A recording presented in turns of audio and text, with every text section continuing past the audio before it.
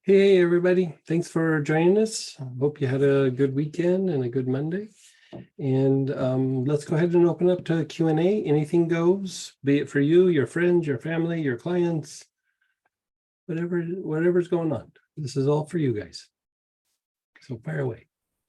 Yeah, go ahead, Ralph and Deborah. Hey, Greg, how you doing tonight? How are you? Good. Let's see. On the Q&A weekend, you were talking on page 61 about applying vetiver to the dimple at the base of the skull.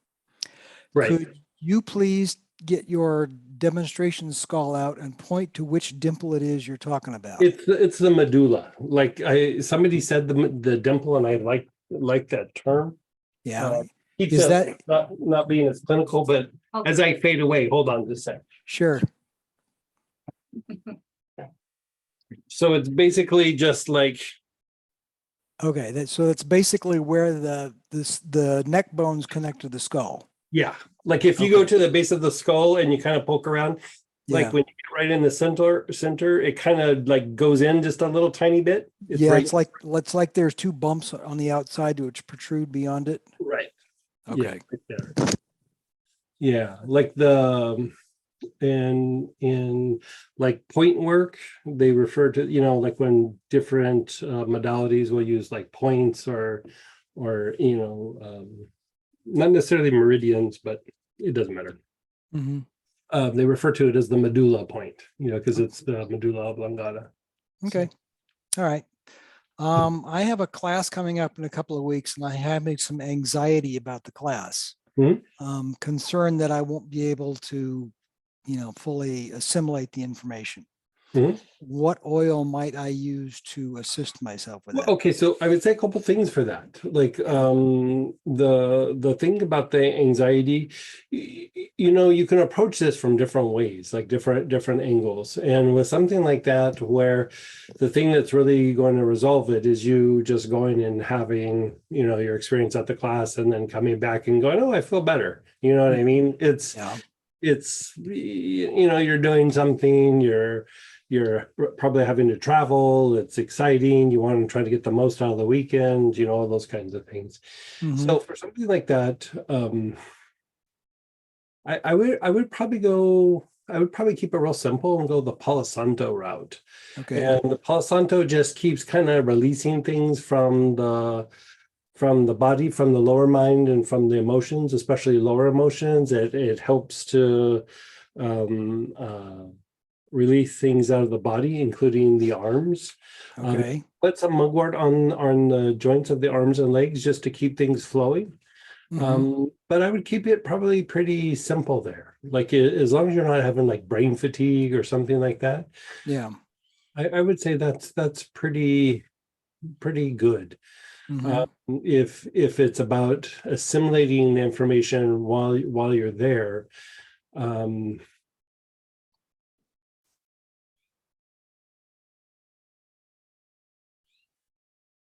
sages can help somewhat with that. I tend to like to use saffron, like sandalwood and saffron, or saffron. And it's probably a reach for something that's in your kit. I don't know that you need to buy something for it. So what do you have like in the fancy realm, like of oils, even if it's the little tiny bottles from the kit? Like what do you have that's like in the fancier realm? Let me get out my list here.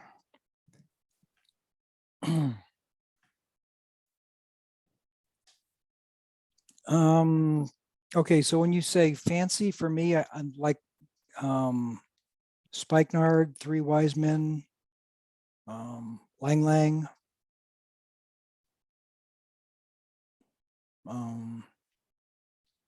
marjoram, glory of Lebanon. I don't know, when you say it's fancy, I'm not quite sure how to. Yeah, I'm not always sure. Like it just like some of the more premium oils, like the ones that are real heady. Yeah. Saffron would be something.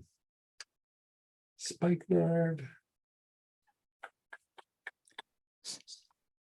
Why don't you try using the lang lang? Okay. Yeah. The thing with Lang Lang is that it slows down the breath. It does kind of move some energy up. It has a little bit of an impact on the upper functions of the will. It actually can be relaxing in when there's pain involved. Not that it being in a class has pain, but still Yeah. like you're bringing things in and letting things go. You know, it's not really a painful process, but How about still. Raven Sara? Raven Sara will help with your energy levels. I was looking for something to help you really assimilate the information, something to make you Yeah. real, like more the intuitive side of your mind. Spikenard would do it too, but why don't you do the Lang Lang? Okay. All right. Yeah. And the last question I have is for somebody else. Sure, fire away. My wife, when she was a child, fell down and messed up her left wrist. And now she has a large bone protruding from the wrist. She's fallen on it a couple of times in the last couple Is of it a years. bone or a cyst? Do you know? It feels like a bone. It's a real Like, cyst. is it like right here? No, it's on the very, can you see my wrist? Hang on, I'll Hold show on. him He'll just a switch one. sec. Will you show him again real quick? Yeah, it's on the outside right here. The one it sticks okay. almost straight out the right side. Okay.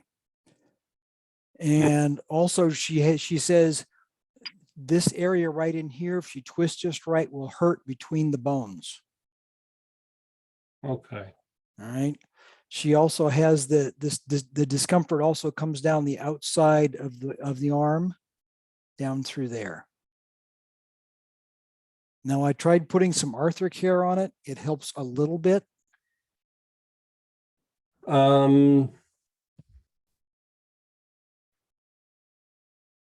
Yeah, there's something, I mean, it could be a calcium deposit. It also could be something disarticulated. Like how long, this happened like quite a while ago, yeah? This happened many, many years ago, and she's re-injured it twice in the last couple of years. Okay. Let's do this. Like this will be kind of therapeutic / diagnostic all at the same time. Okay. Let's have you spend a few days working with marjoram in and around the area. So like on the forearm, in the palm, like in the wrist itself, Okay. especially, let's see, you had it on. Yeah, it's on the outside by the little finger. Okay, that's what I thought. Okay, so you see how, like when my arm's like this, Yeah. it's like this outer piece right here. Yep. Okay, so marjoram along there, and then kind of rub that spot, like, you know, kind of dig your thumb in and really, like you'll feel like a little, like you can feel a tendon. It feels like a little bit of a rope. Yeah. Work that real good, and then really pinch in between, like you're going to use your thumb and your finger, and like you're pinching on both sides in between the bones of this finger and this finger. So you're getting in there. And like when you get in there, like you're kind of going to go like back and forth with your finger, just like kind of, it's like you're trying to wiggle it to go a little bit deeper.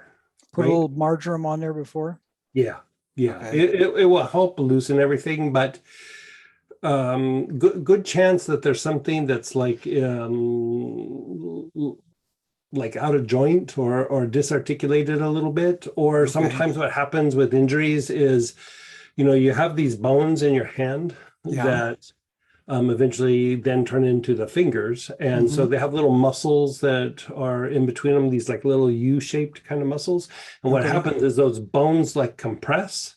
Yeah. And then it causes some neurological dysfunction, and it can throw off how the hand tracks in the wrist joint itself. And so sometimes you just got to get in there and just start unwinding it. It's not like you're going to put it on and go, oh, the symptoms are diminished. You're putting it on and you're working it, and just real gentle, like nothing forceful. And, you know, just kind of get in and just move that joint like back and forth, and then move the next one. Yeah, that's probably good for now. Okay. But the pinching is the big thing, like that, and then the piece along the forearm. Okay. Yeah. All right. I'll run that for a bit and let you know how it works. Yeah, at least like probably 3 days of it. You know, you could just do it once a day, but like hit it kind of consistently. And by the time we talk next week, let's see what what happened. Okay. Very good. That will tell me, like, even like sometimes when you go through and you treat something, you're trying to treat it, but you're also looking for a particular response or the lack of response, and Mhm. that will help you to evaluate a little bit better of what's going on. And Okay. so, sometimes we initiate treatment and, I think it's going to work, but if it doesn't, that still tells me something. Yeah. You know what I mean? So we're gathering data as we treat. Okay. Good. Yeah. Very good. Thank you. You're so welcome. Then go ahead, Deborah, then Sandra. Hey, Deborah.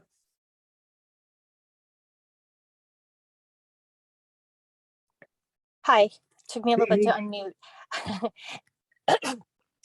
Um, I have a couple of questions. Yeah, Uh, fine. I've brought up this issue about my feet feeling, excuse, excuse me, really like they're burning, and it On the can tops or on the bottoms? on the bottom, On the bottom. Okay. and it continues to happen to me. It's not like all the time, but um, it's sometimes pretty intense when it does happen. Okay. It has been difficult to go to sleep sometimes. I Does was does wondering, it pulse? uh, no, not really. I get pulsing kind of burning in my hands. Um, that comes and Okay. goes, but not Not in your uh, feet. not in my feet. It's more Okay. that the intensity of it will change rather than Okay. pulsing. Okay. You had suggested galbanum. Uh-huh. Um, And did that help at all or no? It did, but I because it continues. I mean, this has been um, over a month. That I wondered, is it anything? Um, I was thinking it was more a lot of the spiritual work I'm doing, but I'm wondering Well, if it's anytime you have burning, that's usually somewhere a nerve's being irritated. Like yeah. it's so are you having low back issues at all? Low back or hip? Oh, I've had that for years. Yeah, it makes me wonder if it's not like actually the manifestation of a low back issue, and as the nerve like kind of flows down the leg, like when a nerve gets compressed or has pressure on it, it puffs up like it it gets a little bit bigger, and then it becomes more easily compromised as it goes down the limb or to the area. And so what happens sometimes is by the time you feel the pain or the burning or something, the problem's not there. It's much higher. And so how are your hamstrings? Like how are your hamstrings bothering you a bit, or your calves? Are you getting a lot of cramping in your calves? No, I've had there've been not in the recent past have I had cramping. Okay. Um, And and the low back, like, does it hurt like side to side or up and down? Sort of in the center. I'm a long distance cyclist and I put a lot of miles in. Oh, nice. And um, so, Okay. and then go ahead. No, that tells me a lot. Like I think I know what the issue is. So and you're using clipless pedals? Yes. Okay. So let's have you do a little bit of work on the hamstrings, but the lower part of the hamstrings. Like if you go to the Oh, back I'm, of I'm sorry. the I clip in. I always clip in. Sorry. so clipless or toe clip and strap. Um, I have cleats and I clip. Cleats. Okay. Yeah. Yeah. Yeah. Okay. So I would do the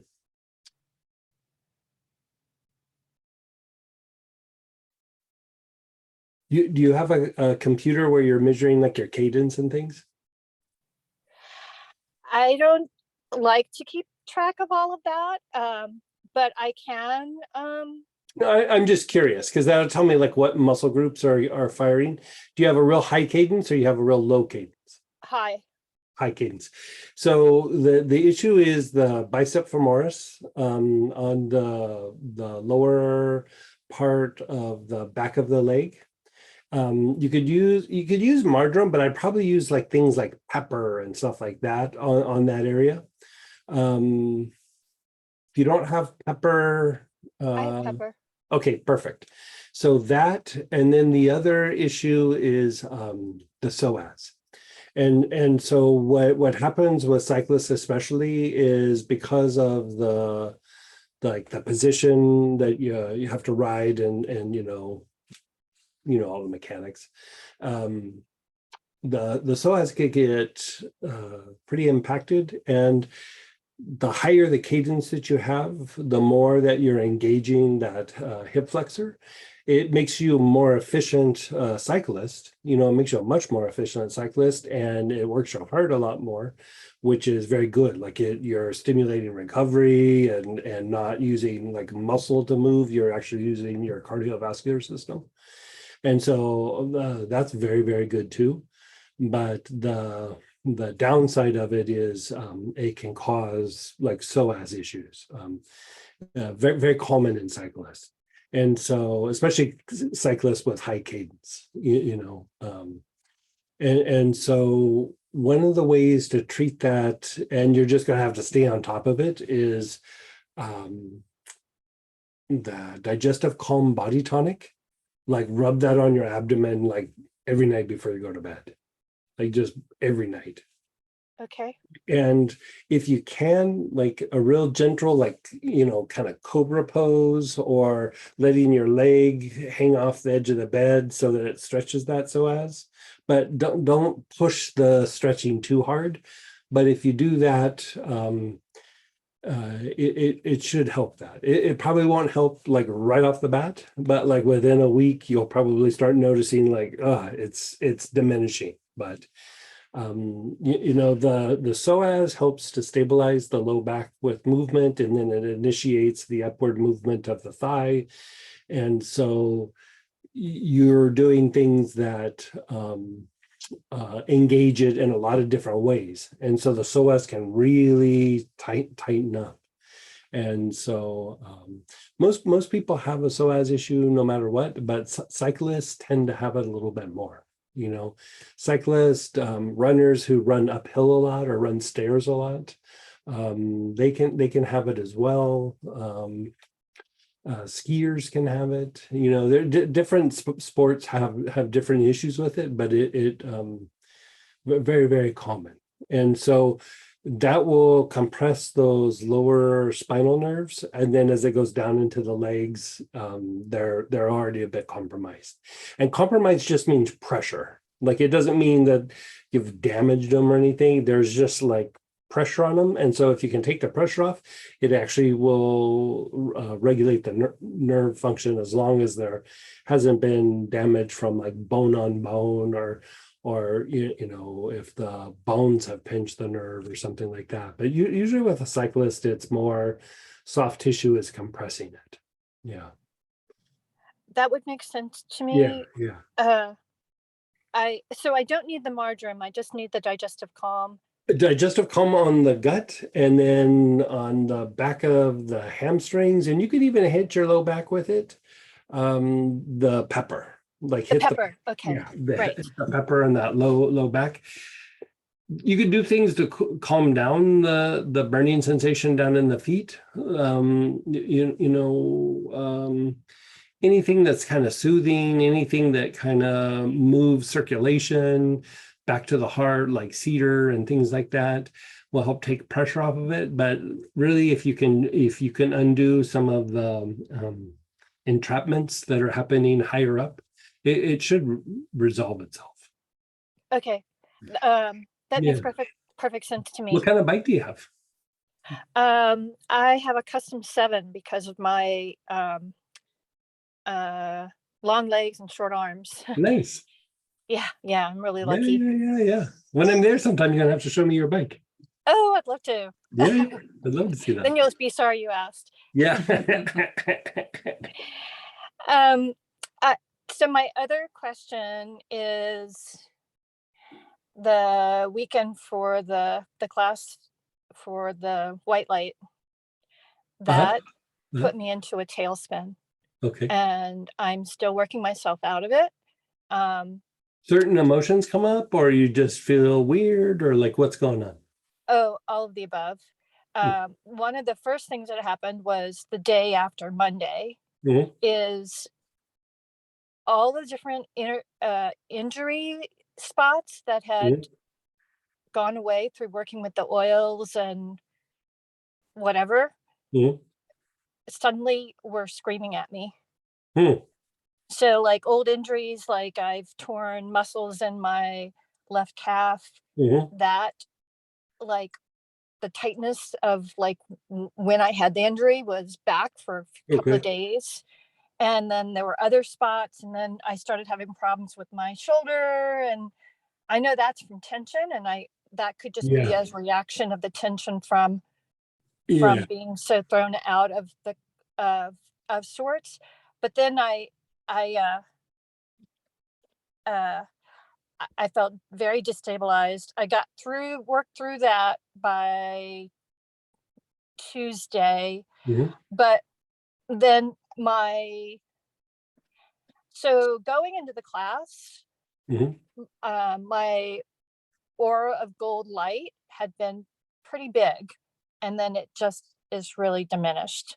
And so I'm working through kind of how I got to that spot, but I'm really tentative about all the classes now. Sure. I I So tell me about your breath. Like, tell me about your breath. Are you breathing real shallow, real rapid? You notice your breath is a little bit off or like irregular? That's a good question. I don't know. I'm also in a very um I'm in a temporary staying in a place right now that's probably not the best place for me emotionally, and Mhm. I'll be leaving it tomorrow, so that's been a challenge because I'm How's the anxiety? ruminating. How's anxiety levels? Let's do it that way. You having a Uh, little bit of anxiety, well, tension?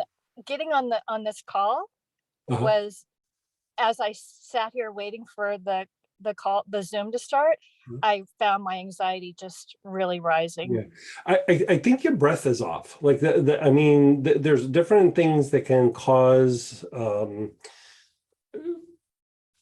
issues in the body, right? And so it's like sometimes what can throw off like the nervous system and starting to feel, like you said, like out of balance and things, is if the breath is off, it starts to affect how the nerves like flow to and from like the spinal cord to the brain, the cranial nerves.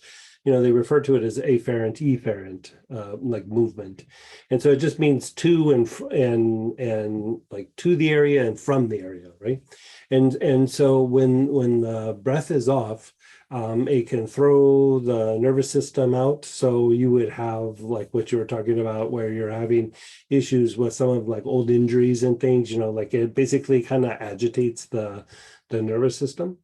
And then the other byproduct of the breath being off is starting to have like a bit of anxiety, and then you'll notice that the mind, sometimes people refer to it as stress, but you'll notice that the mind is like a bit more reactive rather than able to like kind of process things. And all it means is that the nervous system is off. It actually has nothing to do with the mind itself or the mental body. It's just actually neurological function. And so when you're doing like deeper spiritual practices or even like psychological healing, and in some cases even physical healing, kind of one of the keys is being able to like temper the nervous system, like calm down different aspects of the nervous system, because they'll get agitated with like shifts, changes, healing processes, whatever it might be. And so with that, let's have you do this. We don't even need to use an oil right now, but let's just do it's that pursed lip breathing. I'll guide everybody through it, but it is a good time to do like a little revisit of it. And it's always kind of a good thing to do from time to time. I mean, even when I don't have issues, I still do this from time to time, just because it's so good for deepening the breath and regulating the breath, loosening the diaphragm and the bronchioles, and then it has a calming effect on the body. And so just to revisit this, like you take a long, slow, deep breath in, and then you exhale and you try to go slower than your inhalation. And this is really more of a way to measure like how contracted the bronchioles and the diaphragm are, right? And so like if you go, okay, inhale slowly, and then you exhale and you try to go even slower, if everything's fine, it's you're able to go longer and it's real smooth, right? But if the bronchioles are in spasm, you'll inhale really slow, and then you go, okay, now exhale slowly. You'll go like, and then it's just done, right? It's because it's so much in spasm that the ability to control the exhalation is diminished, right? Or you'll go like, it'll be like really, it might be slow, but it'll be really chaotic, right? And so the goal is to inhale through your nose, and then you make your lips real tight, except for like a little hole, like you're trying to play a horn or some wind instrument, and you're forcing the air through the little tiny hole. So you're trying to make it as hard as possible to get air out of the mouth. By doing this, you're manually opening up the bronchioles. You're taking them out of spasm. So it's long, slow, deep breath, and then hold your breath for a second, and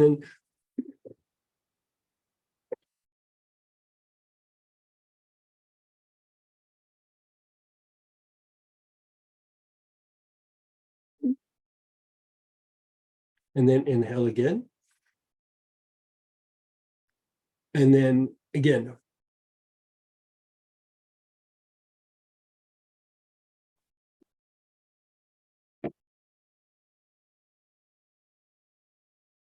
And then give it a second. Just let your breath regulate for a second. And then inhale again and do the same thing again. Pursed lip breathing, really force it out.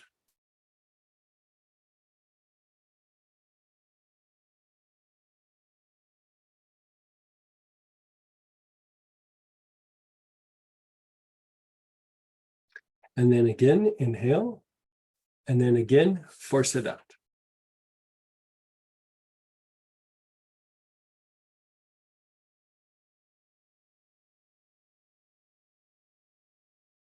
And then one more time. Inhale. And then exhale.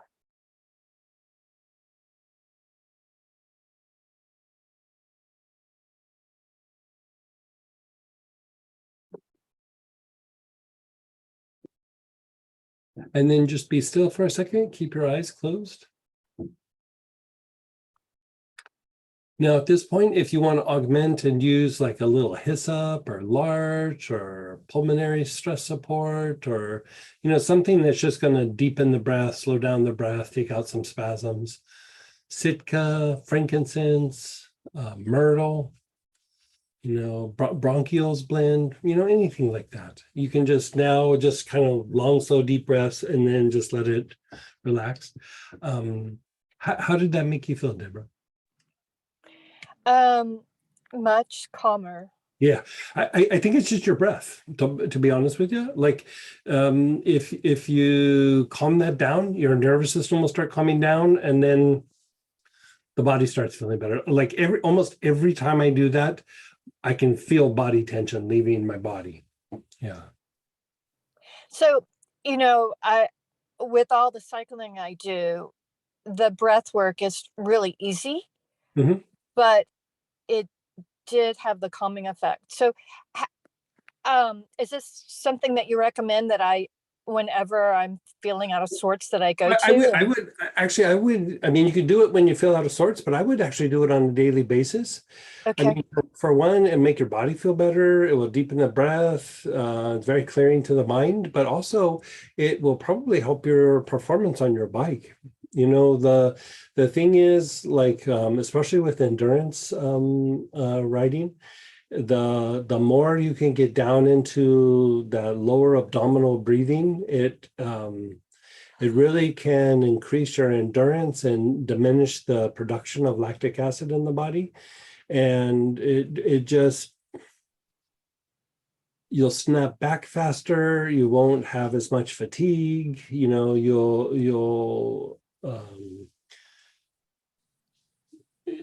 in cycling, I don't know if they still use this term, but like, you're pushing and then all of a sudden you kind of hit the wall, like was the old term that they would use. Like, you kind of go in oxygen dead and, you just lose the jam in your legs there for a little bit.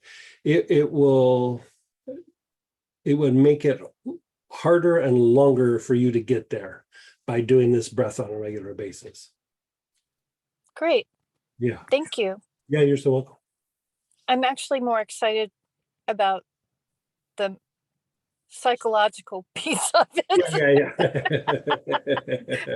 But it'll be nice to see the results in my bike Yeah. too. Thank you so much. That back in the 80s, they were playing with the abdominal breathing, like the climbers, the little spidery guys that were really good climbers. They would, as you inhale, like the abdomen goes out a little bit. And so what they would do is, like, every 2 or 3 inhalations, they would do an inhalation till the maximum amount, and then they would hold their breath for a couple of seconds, and then they'd try to do more, and then they compress it. And so I don't even know whatever happened to that, but there was a few guys playing with it. But the breath is really important for that sport. Thanks. Yeah, you're so welcome. Then go ahead, Sandra, then Robert. Hey, Sandra. Hi, Greg. I have, I think, an easy question. Sure.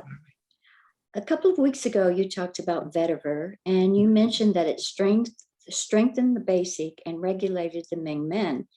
And since I know the Ming Men kind of controls the blood pressure, I was wondering if you thought vetiver would be helpful for hypertension. It's possible. Like the issue with the blood pressure like that is there can be a lot of reasons why that Ming gets overactivated, and so it doesn't like regulate it like across the board. It kind of regulates it in a general way, but when you start to have like some sort of physiological issue, sometimes it won't always address like all those pieces. Like, for example, blood pressure could be fluid retention. It could be, some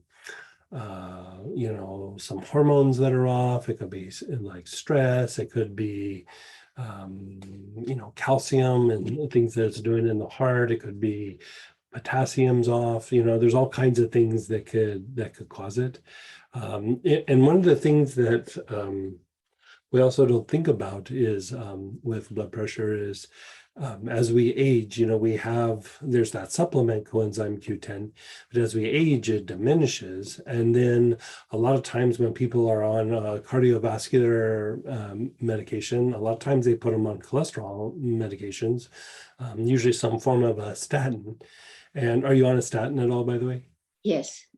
It diminishes coenzyme Q10 in the body quite substantially. I've been taking CoQ10 for, oh gosh, maybe 5 years. Oh, good for you. I don't know if I'm taking How big enough. how big of a dosage are you taking? Oh, that's a good question. I think it's a tablet, and I think it's 500 milligrams. You could probably bump that up even a little bit. Like you're Okay. just doing 1 tablet a day. Yes. A lot of times with blood pressure people, I might even have them go 3 or 4 tablets a day. Oh, okay. Maybe just start with 2. Like 500 milligrams is a big one. Is it a gel cap or is it a powder? I think it's a powder inside a Yeah. capsule. So start with 2, and then maybe eventually might move you up to like 3 or 4. Okay. Yeah. Like, so what you can start doing with just blood pressure, that one's a tough one. Like you just have to kind of start like experimenting with some of the different things. And what's kind of even odd is that something that didn't work 6 months later actually will then work. Like blood pressure is really funky to treat. And so even when you kind of get it nailed, you still have to revisit it and check the blood pressure and all those kinds of things. Make sure that it's staying, relatively regulated. I mean, vetiver definitely would be something I'd put in the repertoire, but do they have you on a diuretic at all? Yes, yeah. Okay, so you got the diuretic in place. And I don't seem to have any fluid retention. Okay, good. Oh. Yeah, I mean they're trying to decrease fluid volume. Yeah. And so that you're not having fluid in the legs and all that is good, and you don't ever have like a lot of fluid in the lungs or anything like that. No, I don't have Okay. any lung problems. Yeah, I mean you could try that. One that's a little bit of a sleeper.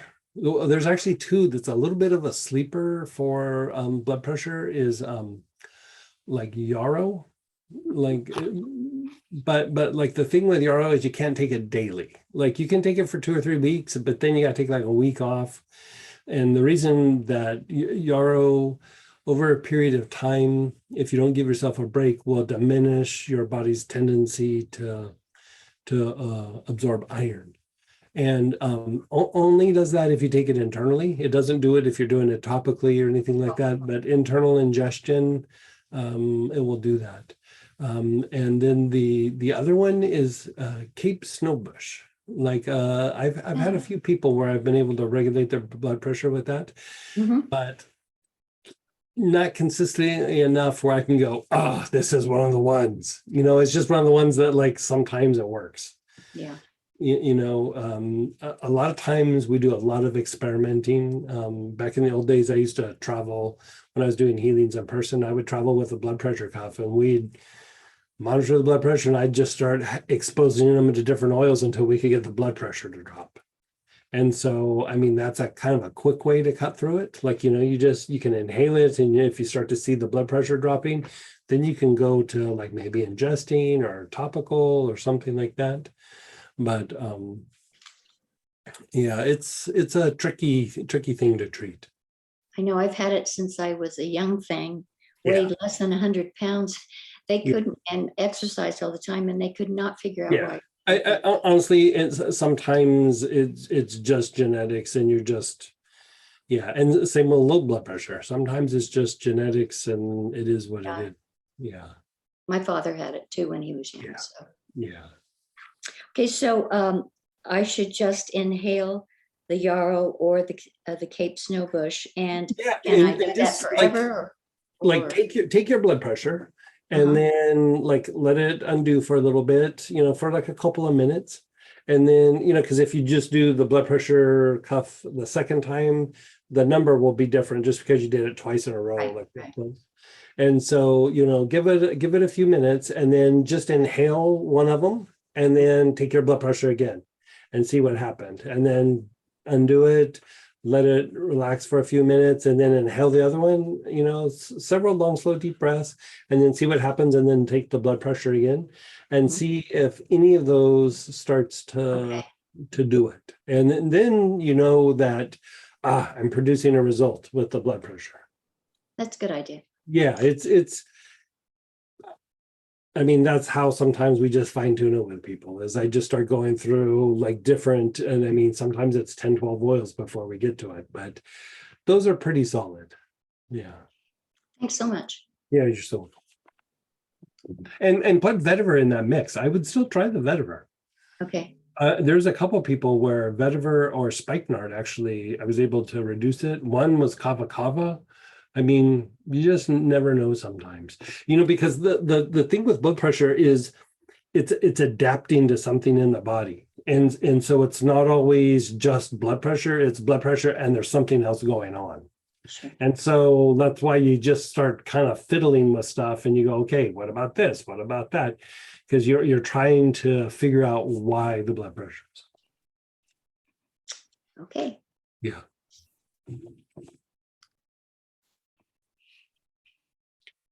And then go ahead, Robert, then Denise. Hey, Robert.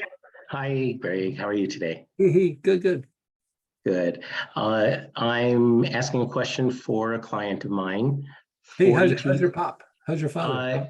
He's doing good. The same day that he was on last week, he had seen another doctor, his functional medicine doctor, and hadn't told me anything about it yet. But the doctor suggested he continue the medications he was on, but take them at a different time and in a different manner. And that seemed to make a big difference to him. Oh, good.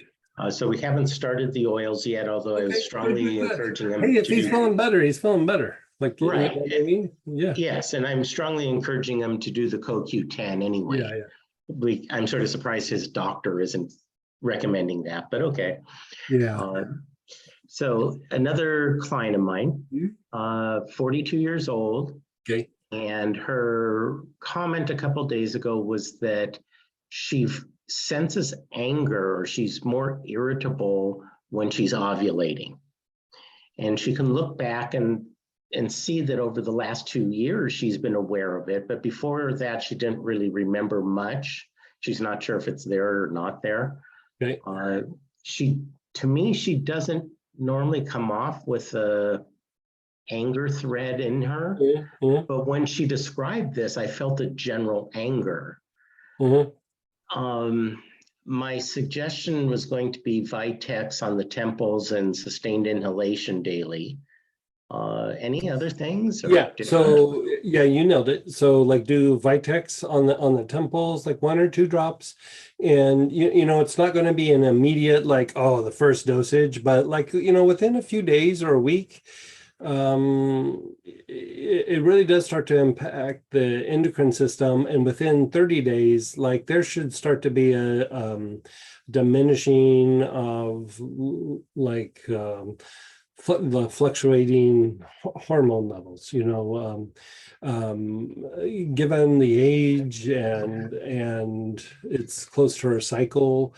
I mean, it's definitely like some hormone is getting thrown off. Vitex will definitely help that. The other thing that you can do is sometimes with this one, like I'll have them take like 4 or 5 drops of tarragon and put like in a little bit of lotion or massage oil and then rub it on the abdomen below the belly button, you know, like between the belly button and the belt line, you know, like just kind of the waistline, you know, you just get in and just kind of massage it in there. Does she have a lot of cramping during her cycle? Not that I'm aware of. Okay. Yeah, I think just the tarragon and the Vitex will probably knock it out. Every once in a while, I will throw in sage like on the wrist with that, but I would say like you don't need to shotgun it right off the bat. The Vitex and the tarragon. The tarragon she can just do like as she's getting close to her cycle or during her cycle. The Vitex every day.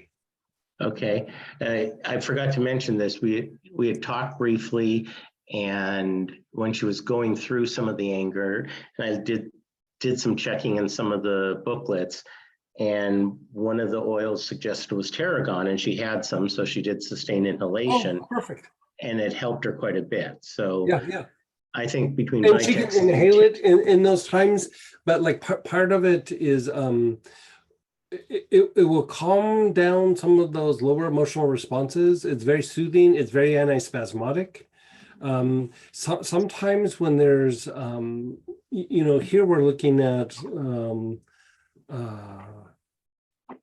potential fluctuation in hormones, but it could be that the cycle is off a little bit, and the Vitex will balance it. The Vitex will balance it, but the reason to apply it topically to that lower area, it's excuse me.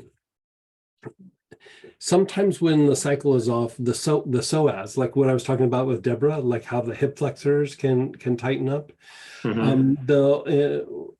Sometimes they'll tighten up during a woman's cycle, and it will make the cycle a little bit more erratic. And I mean, it can affect like hormone levels, it can affect flow, it can affect, emotions, it can affect all kinds of things. I mean, the psoas is quite the prankster. Like it is, it throws things off in the body that we don't even realize, you could say. And so it's probably not something she needs to do all the time. Like if she was just having a psoas issue, I would have her do what we were having Deborah do, where, putting the digestive on the whole abdomen. But here, I think being a little bit more specific to her cycle and the psoas and the flare up of the lower emotions or the anger, Tarragon should knock that out. Like I think between the Vitex and the Tarragon, I think that's a pretty good 1-2 punch. So in reading up on Vitex, Mhm. I know it's for balancing women's cycles. Mhm. And what other ways can it be used, or is that's its primary purpose? That's kind of the primary thing. It's like endocrine tonic. You use it to balance out a women's cycle. Sometimes it has been used to treat enlarged prostate in men. I never found it to be super helpful in that arena, but there was some paperwork on that many years ago, but I suspect the dosage was crazy high. Like, okay. like a couple of drops. I've never found it to like when they go to the doctor and they get their test, like it doesn't change it enough for me to go, that's a thing. It's like, And so, but for women, a couple of drops goes a long way. And so Okay. it's mostly an endocrine tonic. Yeah. Like, um, yeah, estrogen, Excellent. progesterone, that whole component of like for men, for something like that, you could use, men have a different issue. And like you're wanting the testosterone to linger longer and not get converted. And there is a oil called Damiana. Yeah, I have it. I don't even know if it's on the site. Do we have that on the site? I will have to look. Yeah, but Damiana can be used for men in the same way that Vitex is used for women. Yeah, we have it on the site. I was gonna Yeah. say Robert will probably. Oh, will tell well, me you probably faster like, than look who I I'm can. talking to. You probably know faster than I do. Yeah. So, okay. Thank you much, Greg. You're so welcome. And then go ahead, Denise, then Mary Ann. Hey, Denise. Hi, you guys. Thanks for Hey, taking how are the time. Well, parts like my scar is getting better. It's taken a while, but it's really starting to shrink down. They're gonna laser it tomorrow, so Oh, nice. I don't know what that'll do. I don't know, but we'll see. But My experience with lasers is it borderline miraculous. Like they can reduce inflammation and break up scar tissue, and I mean they work actually quite well. We have a little like, kind of funky laser that I use here sometimes on aches and pains, and it's not like the fancy stuff the doctor has, but it's like a veterinarian grade laser. And so man, I travel with it the whole bit. Lasers. don't underestimate them. I'm encouraged now. Thank you. Yeah. My son is really quite ill, but he's not going too far. I can promise you that. Okay. We've never ever had to deal with jail before, so needless to say, I've got a lot of headaches and anxiety, especially behind my left eye, up really high, like in the crease up high, and then kind of headaches and some anxiety. But I think part of it is breathing, because when I did the purse, it helped. It did Yeah. help. Yeah, I definitely have Yeah. that paradoxical breathing thing. And then when I probably get ramped up like I am with him, trying to find him help and stuff like that, it aggravates it. And if it's okay to ask, like how is he toward you? Like How is he? what I missed your question. I apologize. how is his attitude or behavior towards you? Um, I think tolerance, he's really after his dad, so his dad will take him out of there. And I'm like, we can't even get in to see you. This isn't like the Salem Hospital when you were younger. I mean, you Right. haven't been able to do a visitor's thing. We can't get past the front desk. There's just protocols here, and Yeah, yeah. his brain is he almost can't think his way out of a box. So he can't figure out how to do the visitors log and the telephone, you know. And he even missed meals because he couldn't figure out exactly what the meal times. I think he's just like kind of in a psychosis, but I can promise you one thing, he hasn't had any marijuana or alcohol for a week. This Right. happened a week ago. Right, right, right. But So I would like two things for you, like if you have them, they're yes, very common. So one would be for you to be inhaling hyssop quite a bit. okay. Like, do you have some hyssop? I'm gonna look. I think yes, I do. I Okay. have And Decembrance or something. oh, decumbents. Oh yeah, even better. Yeah. Oh, good. And then there's an oil, we haven't talked about it for a long time, but let's see what you have. There's this one oil called ironbark eucalyptus. You happen to I don't have that one, but you like that one? etheric cords? Do you happen to have that? Fairy quartz? Etheric cords? No, I don't have that one either. What about like any form of lovage or anything like that? I do have. Well, I have the lovage in the Okay, tonic. let's have you use the, so if you have the tonic, put the lovage on, but like even when you get it on the hands, even though it's got a little bit of like a witch hazel kind of, you know, smell, inhale the lovage. The lovage, the ironbark eucalyptus works actually a little bit better for this, but let's work with what you got. And so the ironbark eucalyptus, actually, like when you have these interactions with different people, but especially like a child, is, you know, there's these energy cords that kind of form between people when they interact. And, you know, even if you go through and you cut them and everything, you'll feel a little bit better. But with people that you're really connected to, there's you know, he's your child. There's like positive cords there. But what happens sometimes, like when one of the people is like really stressed or really upset, there is like a cross contamination that can happen. And so the hyssop will diminish the energy going back and forth between you and him, like the negative energy, and then the ironbark eucalyptus or the lovage will actually help clean the cords, and you're probably feeling more of what's going on with him than what's going on with you, with like the headache and everything. It's You're right. it's probably a little bit more him. You know, Because he's it's just, probably detoxing big time. yeah. You know, out of Yeah, the system.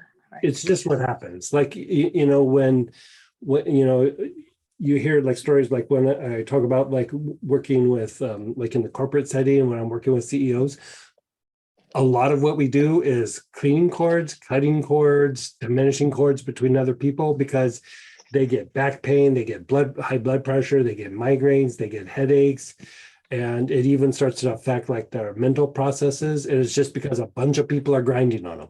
You know, like 500 people are grinding on him because they didn't like his decision or her decision or whatever. And so it's just this like maintenance of the cords and the stuff being projected at you. And so here you have a child who's going through a difficulty, and on top of that, you know, going off alcohol and marijuana and all that. There's going to be a little bit of contamination there. Like there's going to be a little bit of you absorbing some of that. Not because you're consciously doing anything, it's just the way energy works. And so, you know, why fight it? You know that it's there. The hyssop will clean you up. The ironbark eucalyptus or the lovage will help clean up the cords. And take a salt bath from time to time with like Palo Santo or coffee or even the hyssop, you know, something that's real cleansing. And just kind of keep doing maintenance as you're going through this with him. It should help quite a bit. Thank you. And I'll order the ironbark eucalyptus, but is there one other I should bring in with it that you would recommend for a little bit of depression or anything? You know, I mostly I made a ton of phone calls today, like on this, and I had good energy to do it. But then all of a sudden I tank, and a lot of it is Yeah. that breath thing, but it honestly, that purse thing, it really did help, that purse breath we just did. A little bit of probably like cassia or cinnamon leaf. Yes, or And cinnamon. yeah, you can inhale that or put a couple drops in water, like a substantial amount of water, and then drink it. Very good. Excellent. Yeah, Thank yeah. you. It Thank will, it you. will kind of thicken your skin, increase your energy levels, make you a little bit more like outgoing. You're having to make a bunch of phone calls. It will lessen the impact of lots of phone calls and lots of interactions and stuff. It's like it gives you the energy to interact with people, you could say. So And both, and keep the you, cinnamon and the cassia, both of them do you just that? pick one of them. You don't need to do both. Yeah, like they're two sides of the same coin. So just like whichever one, they smell very similar. They're slightly different, but either the cinnamon leaf or the cassia, no need to do both. Excellent. Thank you. I really You're so- appreciate it. You're so Okay. welcome. Keep us posted too. I will. Thank you. Yeah. And then go ahead, Mary Ann Letty. Hey, Marianne. I'm struggling with increased pain in my shoulder and arms. And I've been using the Tarragon and the spikenard, and I've been using the last lotion that you sent. Blue Healer. And I'm under incredible stress. And I know that, and I felt I was making some good decisions in terms of how to deal with it. I've joined the YMCA. There's a medical focused class. Oh, nice. And I thought maybe I could increase my range of motion. And I've been working on some of the machines, hoping that I could at least see what I could do with my arms. Mhm.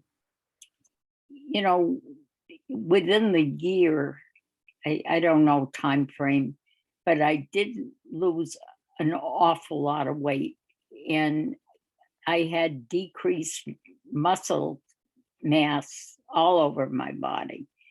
And it feels like it's my shoulder, but it's also the muscles in both arms. And today, it gets to me because the pain is much sharper than it has been. And, maybe I'm doing too much. And I tried to slow down, but the pain really gets to me, and I'm so impatient with myself. And I know I'm working on that too. But having the pain makes it harder. Do you have galbanum or myrrh? I'm not sure if I have either. I might have galvanin from some class, maybe. Okay, well, I'm going to have Samantha email you, and we'll check in with that, and Okay. we'll put you on a little something that helps to reduce some of the pain. Yeah, That would really be helpful because I get so reactive to everything. sure. And Sure. I mean, I've got other real concerns going on. Yeah. And What's stress levels like? Like, I know in the past we've talked about family dynamics and stuff like that. How's that going on? It covers recent losses, family dynamics, change in my vision and hearing. Okay. The whole aging process. I'm trying to go along and do everything that I used to do, and I can't. I'm having trouble. The uncertainty, even my living situation right now, I'm getting it that I'm going to need more help than I have, and I'm going to have to make some changes. Okay. So I think the difficulty is I'm in the phase where I don't have a plan. Everything is Right. sort of unknown, and I'm trying to right. figure, okay, if I go this way, and that's hard for me. So I'm sure the stress is contributing probably too. I mean, in some ways, good things have happened, and I feel like, oh, I'm right on track. But the pain really gets in the way. It gets to Yeah, me after a let's get you while. feeling. Let's get you feeling better. Like I think even if your pain levels go down, it makes it easier to process some of those other things. Yeah, So let's maybe like tackle that just right off the bat. So either tonight or in the morning, Samantha's going to reach out to you, and we'll just have a little back and forth. We'll fine tune what it is, and that would be helpful. Yeah. Thank you. You're so welcome, man. And then go ahead, Letty, then Troy. Hey, Letty. Hi, Greg and Sam. How are y'all doing?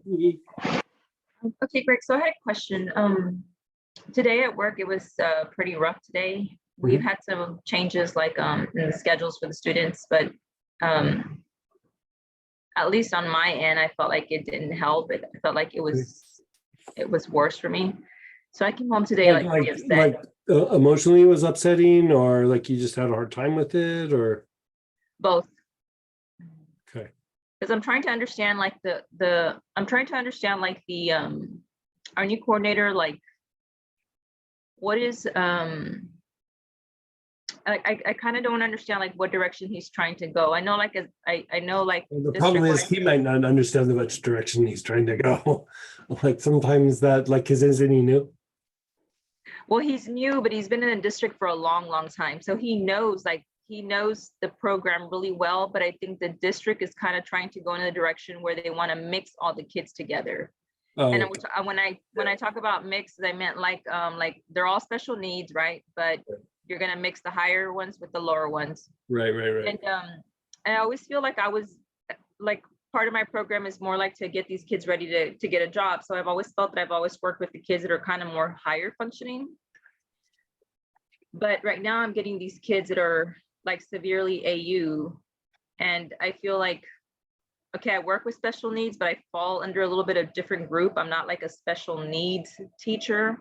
Right. And I feel like those teachers should be the ones to have those severely AU kids, And, I made some comments to him about like, this is crazy, this is rough, and he just says, well, we're working on it. We're looking at it. And he allowed a teacher to make the changes. And of course she arranged everything to where everybody was going to have these kids that have problems except for her.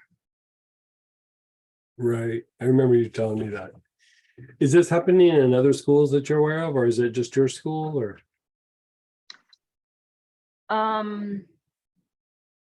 Not too sure, because we're like, out of all the high schools, I don't know, we're like about 12, maybe. My school and another school we have like a lot of special needs kids. I mean, we're like in the 50s versus where everybody else is like 20s or 30s. So,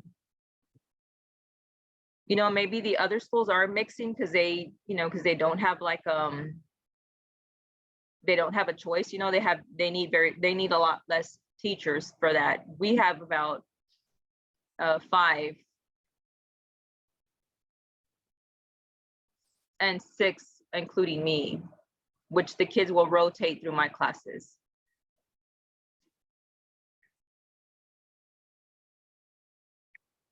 Okay. And I made a comment to him and I just said, we all have behavior issue kids. I said, except for her, like, and I just thought like he was going to do something about it, and he really didn't. And today they gave me this student that like really this boy, like I'm afraid of him. I'm usually not afraid of kids, and this is like a different one that I've never had before. I know the student, but I've never had him in my class before, because I said like they never really given me like kids that severe, because it's not like I could take these kids out into the community anyway, so I usually don't get those type of kids. And that's why my whole thing is like, what is this new man's mentality? Like, we're gonna all really mix in together everything. I mean, well, like when I was making that joke, is it might not just be his mentality, it might be mentality that's coming from higher up. That's why I was wondering, like, is it happening other places? Is it chaos that's, sometimes they start moving forward with, just any business, like here we're talking about school, but it's kind of one of those things where you start moving in a direction and the direction kind of finds itself as you go along. And then sometimes it's clearly defined and they're just executing, right? Sometimes it's the first one, not the second one. And it sounds a little bit like that. So this is what I would say about this. Like I would say, let's step back and not even treat it like it's like a physical or psychological thing. Let's look at it from like an esoteric kind of psychological component. And you could do this a couple of different ways. I would do either like if you're gonna work with a single oil, I would probably say, this is gonna sound really weird, but patchouli. I would work patchouli actually. Inhale it quite a bit. You could wear it, but it's a strong smell. You might not, I don't know how it goes over at your school or how sensitive people are, but definitely inhale it multiple times in a day. And then, as far as the blends are concerned, Mars. I would use Mars or Mars Premium. And the idea is that there's kind of like parameters that are in place, but it sounds like they're really chaotic parameters and they're changing and they're not really well defined. And both patchouli and like the energy of Mars, so the two blends of Mars, and you could actually even kind of work the Archangel Camiel blend. They're about like breaking down like boundaries, like constantly improving things by breaking down boundaries, and not by doing it out of aggression. Like you're doing it by setting an example and inviting reciprocation.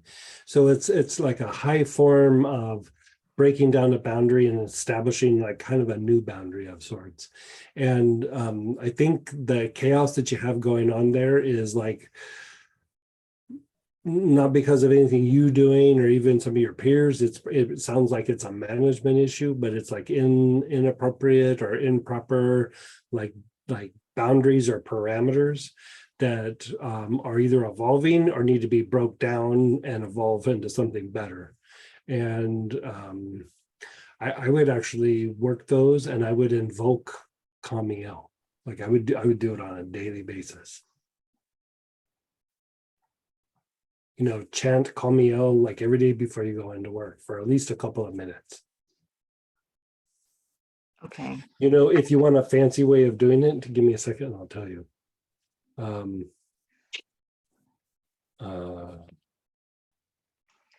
Like if I have you recorded doing it, could I play you and then just follow along, or Yeah, you want sure, me, sure. Yeah. or it has to be me? No, you could do it that way. Okay, let me see if I have Camiel first of all. That was last weekend, right?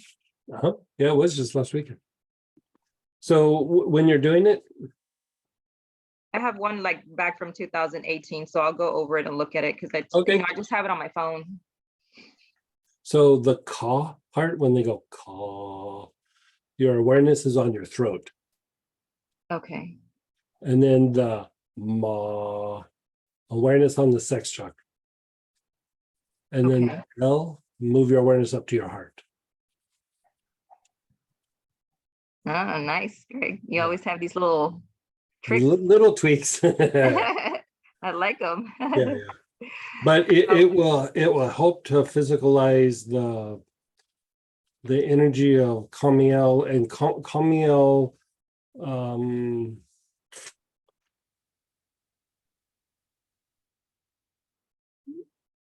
you could just say like it helps to resolve like not even like conflicts, like like conflict is not the right word. Like the word that I like to use sometimes is like it helps to resolve predicaments.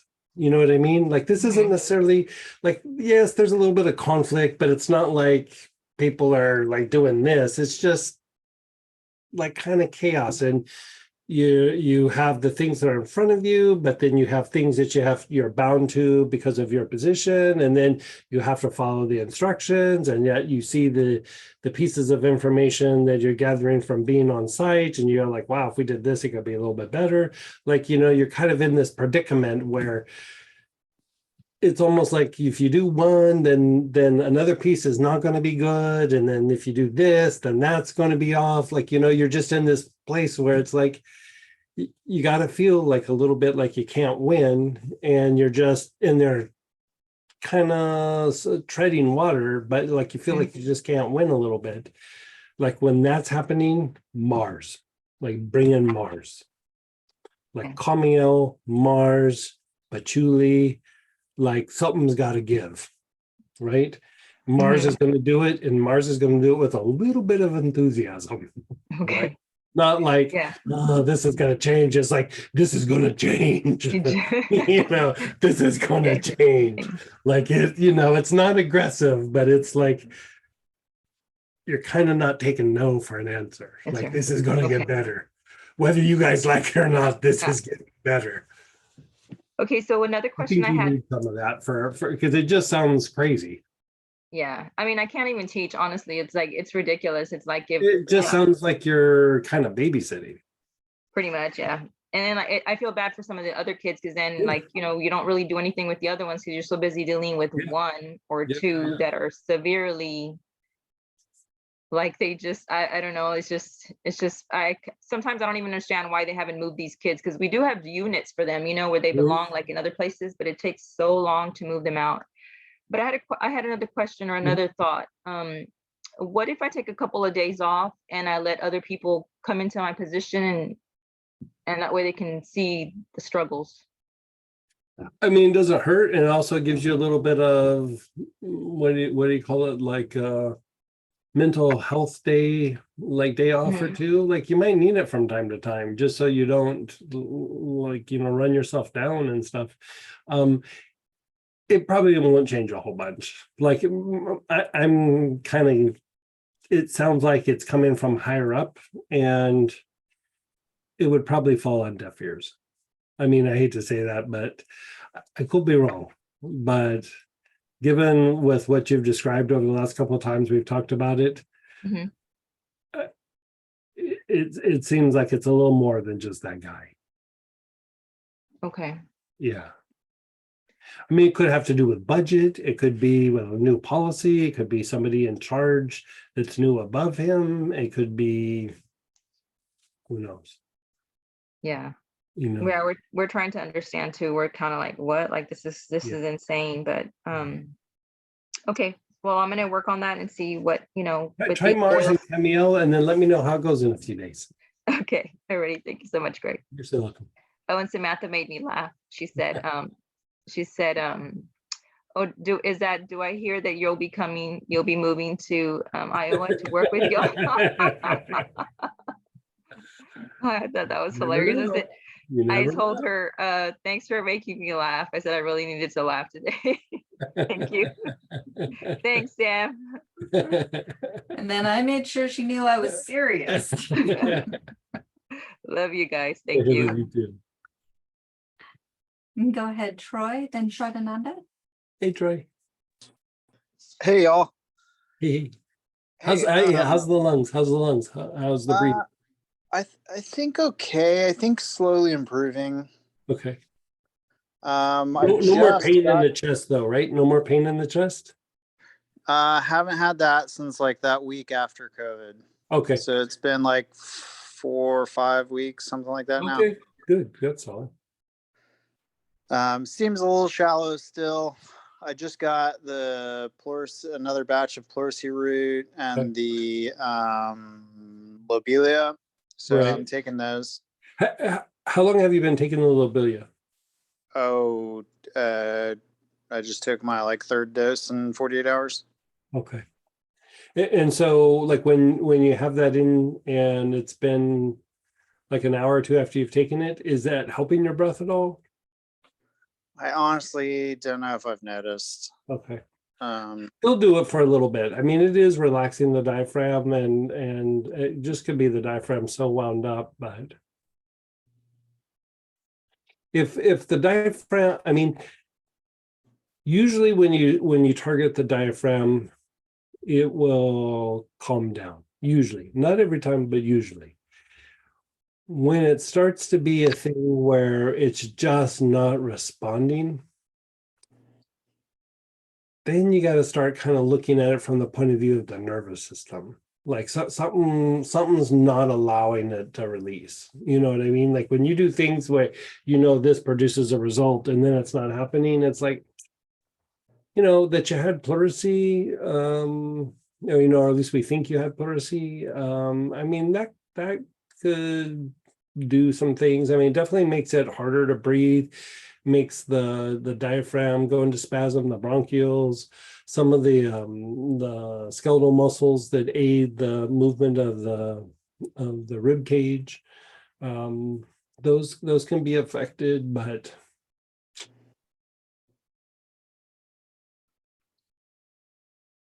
yeah, like if it's not responding, how is your sleep? Not great. It like comes and goes. It's kind of like binge and purge or something. It's like I'll have little spells where I sleep like pretty good for a while, for a few days. And then kind of most of the time, really honestly, like my whole adult life, like it's been pretty crummy. For most of your adult life. Yeah, and particularly like the last decade has been super stressful, just like as a single parent, and I have to travel a lot, commute a lot, and then my day job is handling art and hanging art, moving art, so taking crates on and off of 18 wheelers as they come in from Sotheby's or wherever around the world. And so like I'm doing tons of heavy lifting and stuff all the time. And I had even wondered a couple times if like I hadn't just kind of like thrown some stuff out of alignment from all the lifting and stuff that I do.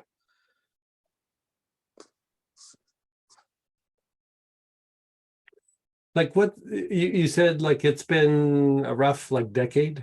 Like, is that Yeah. what you said? Yeah, rough decade. Yeah, I had I had like a near death experience where I like was trying to shut a window and accidentally put my arm through the window and lost half the blood in my body, and that was super gnarly. And then shortly after that my dad passed, and then I had a rough divorce, and then I went into like this whole struggle with single parent stuff. And I mean, I've been doing, that led me to spiritual practice and to pranic healing, and so many aspects of my life have like tremendously improved. But I also a lot of times feel like, man, I'm doing so many things to lighten up and let go of things, and yet like my body just like feels like it's always kind of in some stage of fight or flight. So I feel like Yeah. I'll get little moments here and there where I sleep real well, but like for the most part, I feel like I'm How long always ago pretty was wound up. the bleeding? Like where you cut your arm? How long ago was that? Um, that was like 15 years ago. Have you had issues where you kind of check out a little bit since then? Sure. Like more so than before the incident? Oh yeah. Yeah. Yeah.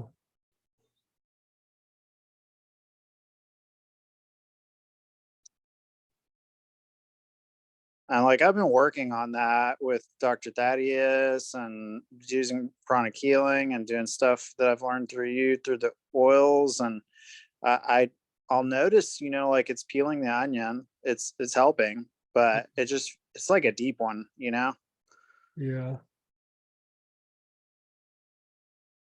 The thing with like bleeding, especially excessive bleeding, is like, when you start bleeding, you kind of check out a little bit. You get a little dissociative. I mean, it's your physiology is trying to protect your experience and everything. It's just a natural thing that happens. And so, and then it has to do with like blood flow getting to the brain or not getting to the brain and to the limbs. And so, yeah, it makes me wonder if there's a little bit of like a dissociative mechanism that got a little bit overstimulated. That would make sense, actually. It would also make sense like how you're reacting to stress and things like that.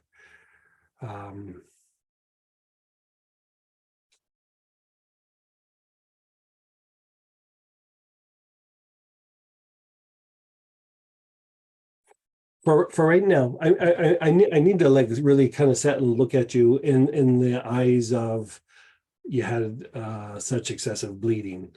Like that's a interesting little piece of information. And so for right now though, like just for like the next day or two, you have Palo Santo. I believe so. Couple drops in water and drink it, like 2-3 drops, even 4 drops, especially at night. And it just will help flush some of the things out of your body and out of your system. And do you have like some spikenard or vetiver or something where you can make like an Yes. ointment and rub it on your arms and legs? Okay. Lemongrass would also work, and Lydsea cubeba would also work. Put it in like a lotion or like a liniment with alcohol and, you know, shake it up, and then on your arms and legs every night as you go to bed. Do at least for a few days. Okay. Yeah. Let's see how that treats you. I want to go and look at the bleeding mechanisms that can get agitated. They're not bleeding mechanisms, but you have mechanisms that can get agitated because of the bleeding. Let me look at that and see if I can see something.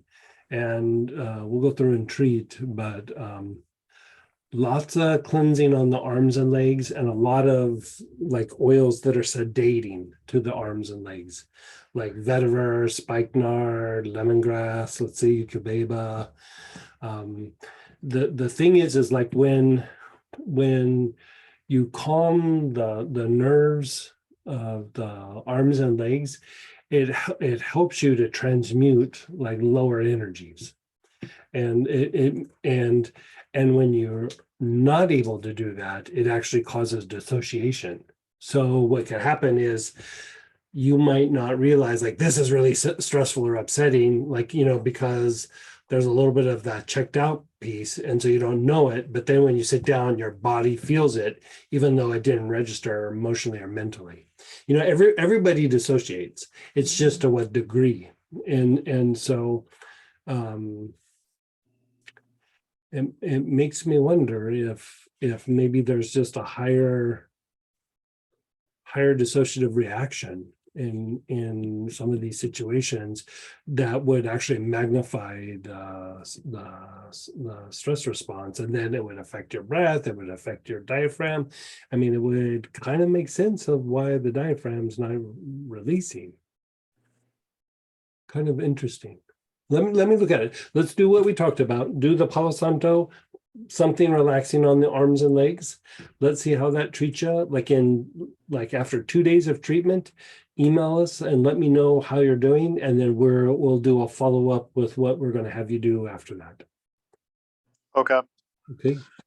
Um, And part of the thing I want to see is like, does it change your breath? Like right. this is not a treatment for breathing, but I want to see, is it impacting your breath? Okay. I'll try to pay attention to that. Because all the stuff that we've talked about, like your breath should be changing. Like Right. you know, we've done a whole wide range of something else is going on. Okay. Yeah. Yeah, that wasn't even going to be my question, but it's funny because I wasn't thinking about that accident, but I feel like my question actually like maybe has some like symbolic tie-in to that accident.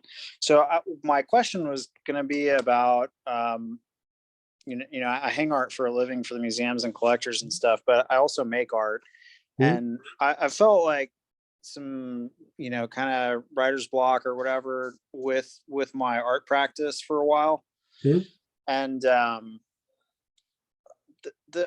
the type of work that I make, like it, if I can, it's kind of about like thinking outside of the box, and about like, you know, like I am sort of trying to always do something new and like not repeat. And if I have like a sense of like I know what's gonna happen, then it's kind of like the wrong direction or something, or not where I want to go at least. And so you know, I had like actually before that accident, like when I was younger in my 20s and in college, like I had through whatever processes just kind of gotten to a point where that was happening like regularly, and I was building up a lot of momentum. And when I got to the point when I had that accident, I was kind of like at the height, and it was just like everything that I made was just like kind of blowing me away, and my professors, and I was selling all of my work really fast. And then like I feel like I have kind of gotten back towards it a few times in the last decade or so, Yeah. but I think like with everything that you're saying, it's like you can kind of hear it. Like if you look at it through the eyes of the nervous system, that is a fight flight issue. Like you're not going into fight flight, but it's the sympathetic nervous system is agitated. Like anytime, like I mean, you're even kind of using the words like it's about like an artistic expression, right? Anytime that expression is the issue, it's always sympathetic nervous system. Like it's just the fight flight sympathetic nervous system. And so again, it could have been because of the injury, because of near-death experience. It could be, you know, you got depleted and fatigued. There could be all kinds of reasons why it's in place. But my guess is we're going to have to unwind that sympathetic nervous system a bit. So let's stick with what we're doing, but I'll walk you through the steps on how to do that. okay. So Yeah. yeah, I guess the distilled version of my question was like ways of kind of getting more into that creative state and outside the box. Normally I would say things like, you know, you use like some mugwort, or you use some osmanthus or something like that, tuberose, even aloes. That should get you into that like creative space. But I think here, with everything that we're talking about, I think we need to target your nervous system, like Okay. the involuntary part of your nervous system. I think the creative juices are there. They're just in a dark corner right now because your brain and your nervous system won't allow there will be a shift to go to that space. Like as soon as you go to that space, you'll probably be fine. It's just you can't get the nervous system to go to that space. Okay. All right. And it would make sense with also a little bit of the dissociation. Okay. It all, I mean, it's a weird thing to pull together, but it makes sense. Okay. Thank you so much. You're so welcome. But email us in about 2 days after doing that for a couple of days. All right, will do. Thank you. Okay, you're so welcome. We're almost at time. Do you want to take short and on this? Yeah. How about we'll switch over to the other, and then we'll take her question, and then we'll do. So link over everyone, well, if you want to, over to the next session. I put it in the chat. It's also in your newsletter. So come on over and we'll answer the next question, then we'll get into the angel process.